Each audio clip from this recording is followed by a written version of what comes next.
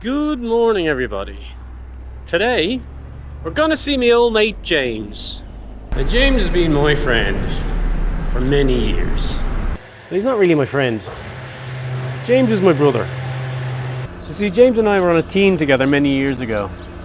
And if you've ever been on a team with someone, and you go through experiences on that team, you tend to form quite a strong bond with them. And me and James have a really good bond. Like I said, he's my brother. And his son, Ed, calls me Uncle Brian. And that is the proudest title I have ever had the honour of being bestowed. Like, I have normal brothers. Well, they're not really normal, but you get what I mean. But you kind of get them by default. You've no choice in the matter. And if they have kids, I'm sure I'll be called Uncle Brian as well. But when someone chooses to call you Uncle Brian, well, I think that's a little bit more special. Because it's a title you need to earn. And I love that kid. I'd walk through fire for him. I used to do a bit of work in London, and when I was working there, I used to stay with James and Katie, his wife, who's very lovely. And more often than not, I get back to their place late-ish in the evening, and Ed at the time was probably about 7 or 8, and I used to read him a bedtime story whenever I could. He had these books, kids' books. I think it's a series of them. But one of his favourite ones was called The Dinosaur Who Pooped a Planet. And it was brilliant. It was completely ridiculous. I loved it. And I remember coming back to their place one day and he was in bed and I went up to read him The Dinosaur Who Pooped a Planet. And I was laughing at the ridiculousness of the book.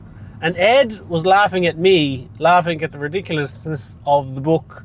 And the two of us were just sitting there giggling away to ourselves. I think Katie recorded it. I must see if she still has it because it was lovely. The Dinosaur Who Pooped the Planet. Cool little kid is Ed. Really looking forward to seeing him again. Bought him a kayak once. Well, I didn't buy him a kayak once. A friend of mine said, I have this kayak. Don't know what to do with it. Do you know anyone that would want one? And I said, I know a little boy who'd love it. So I got him a kayak. And then another time for his birthday, I got him a lockpick set, which went down about as well as you'd expect with his mum. But I figure, you know, it's a useful skill to have, how to pick a lock. Doesn't everyone know how to do that?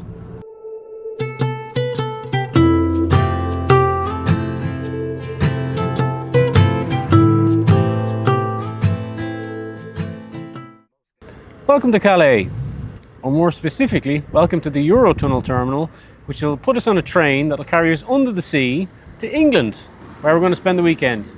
Specifically in the county of Kent, in a town called Sandwich. We're going camping this weekend. Sandwich is where the sandwich was invented. I'm pretty sure it's probably not, but it sounds good to me. And it's very pretty from what I can see from the pictures. So hopefully we'll have a good look around there this weekend, do some camping, have a beer, maybe have a barbecue, and generally relax. But for right now, I've got to get through customs and tell them why an Irish man in a French car wants to go to England. So let's hit the road again.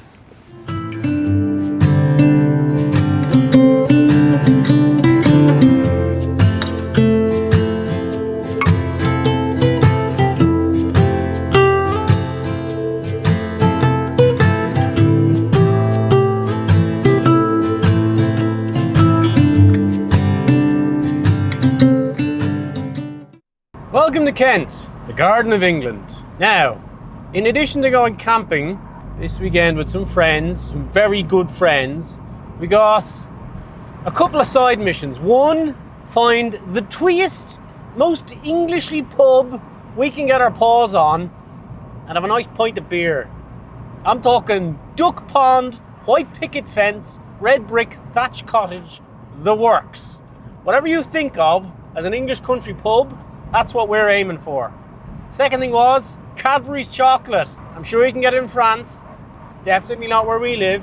So the mission is to get some Cadbury's chocolate and stockpile it and bring home a hoard of it to France. And some Percy pigs. If you don't know what Percy pigs are, Google it. They're delicious, delicious sweets things.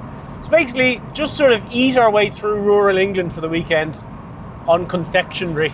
I've already had a twirl bar, and that was lovely.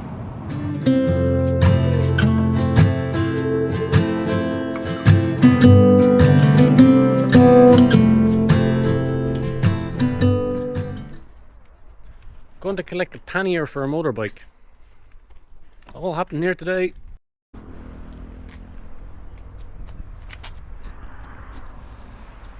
We may have gotten slightly sidetracked with the whole pannier situation. What do we think of that? Just walk away, walk away, walk away. Walk away.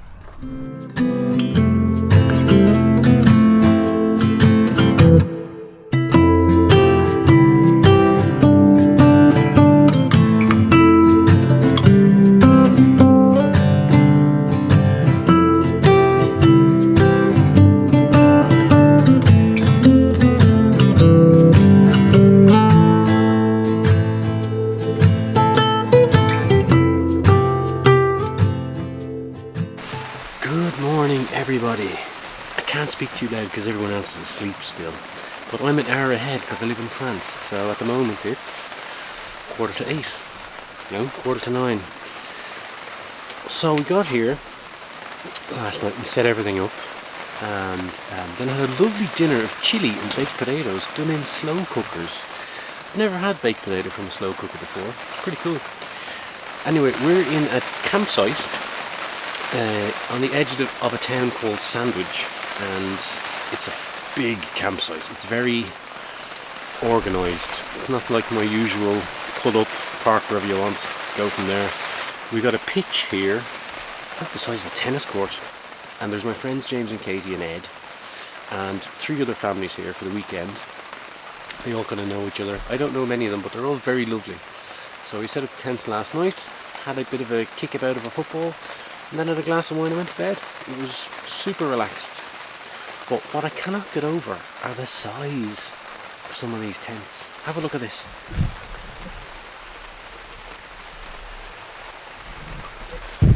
They're ginormous. It took 3 of us and 2 pumps. It took 3 of us and 2 pumps to put up that big blue tent yesterday. Huge. The bag the tent came in was half the size of Pascal. I mean, you could live in it, and it's not just here, everywhere is the same. So it's a bit of an odd experience, but a good experience. So I think the plan is today, some people want to go to a water park, but it's England and it's summer, so it's raining.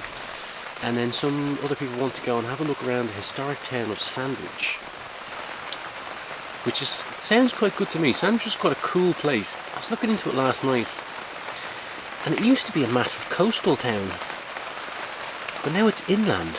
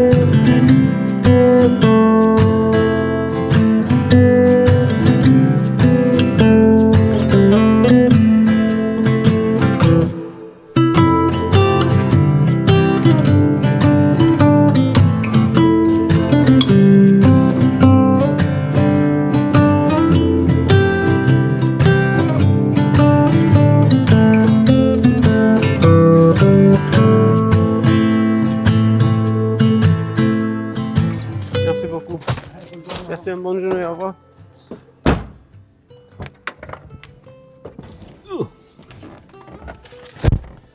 Right.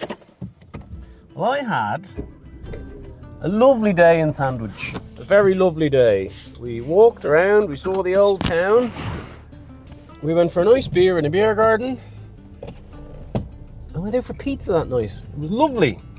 And then I got up early yesterday morning, jumped on the tunnel, and drove all day. And I got home last night at around, I don't know, about 8:30 or so. Anyway, today I'm on the way back to the chateau to do a bit of work, hug a puppy, and see Hagrid the Horrible, and the man who narrowly lost out to Jude Law for the role of young Dumbledore in the new Fantastic Beasts movies. So, gotta get to work. Thank you very much for watching the vlog. I really hope you enjoyed it on our little adventure to England. I'll see you next time.